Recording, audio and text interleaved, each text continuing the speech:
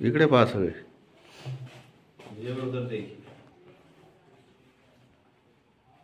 ठीक है, क्या हो गया? कौन नीचे लोग? हाँ घुमा, थोड़ा नीचे रखो। बिस्मिल्लाहिर्रहमानिर्रहीम. हाँ थोड़ा पीछे आ जाओ। हम लोग मुस्लिम नुमाइंदा काउंसिल की तरफ से एक निवेदन गवर्नर को देने के लिए आए थे. निवेदन दो तरह का था. एक निवेदन में हमने ये अपील की है गवर्नमेंट ऑफ महाराष्ट्र से कि पिछले 31 दिनों तक हम एक 4 डिमांड्स को लेकर कमिश्नर ऑफिस के सामने बैठे थे और वो 4 डिमांड को मुसलसल परसुएट करते करते पूरा एक महीना गुजर गया, लेकिन शासन की तरफ से कोई इस पर कार्रवाई नहीं हुई है.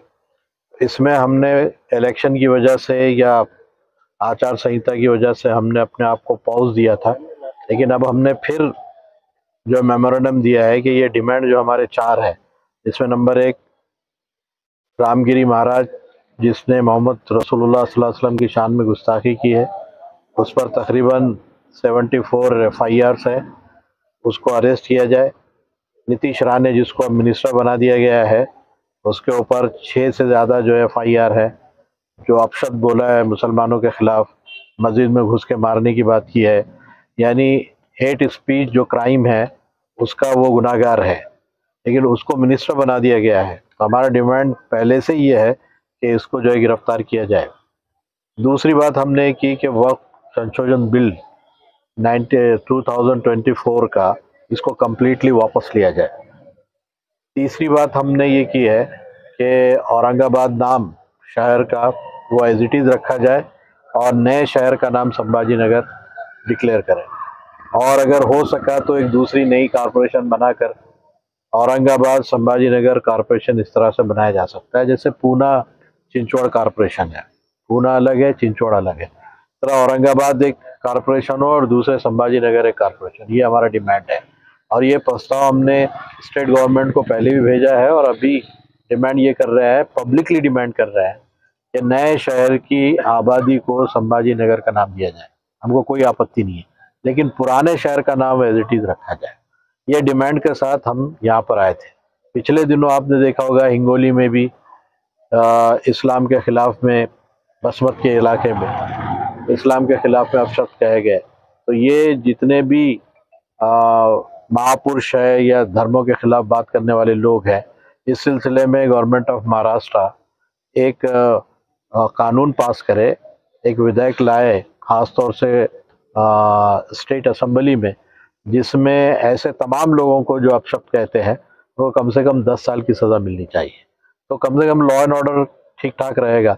हर चौथे पांचवें दिन कोई उठता है, बकवास करता है और चला जाता है, और फिर हमारा राजनीतिक एटमॉस्फेयर ऐसा है कि उसको जो है मिनिस्टर भी बना दिया जाता है. तो इसलिए अगर ये कानून रहेगा तो कम से कम मुंह को ताले रहेंगे और जो है व्यवस्था जो है ठीक ठाक चलेगी. ये डिमांड के साथ हमने यहाँ पे कमिश्नर ऑफिस में आकर मेमोरेंडम दिया है. राज्यपाल से हम उम्मीद करते हैं कि इसमें वो कोई एक्शन लेंगे. नीतीश राणे को मंत्री पद से हटाने की मांग है क्या? इसमें तो हम तो गिरफ्तार करने की मांग कर रहे हैं.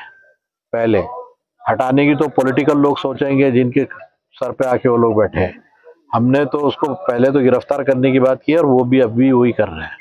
सर आप इन मुद्दों को लेकर जंजीर मुजाहरा चालू किया था, क्या वो मुजाहरा वापस चालू होगा? नहीं, अभी हमने एक टाइम दिया है.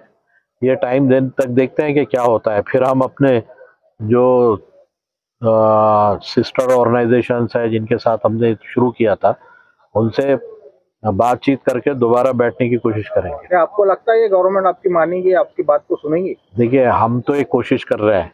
वो तो 1 महीने तक उन्होंने सुना नहीं, हो सकता आगे भी ना सुने, लेकिन हम अपना डिमांड रखेंगे, अपना प्रोटेस्ट करेंगे. जितना हुदूद में है लॉ एंड ऑर्डर के अंदर रहते हुए हम अपना डिमांड्स रखेंगे और उसके लिए स्ट्रगल करेंगे.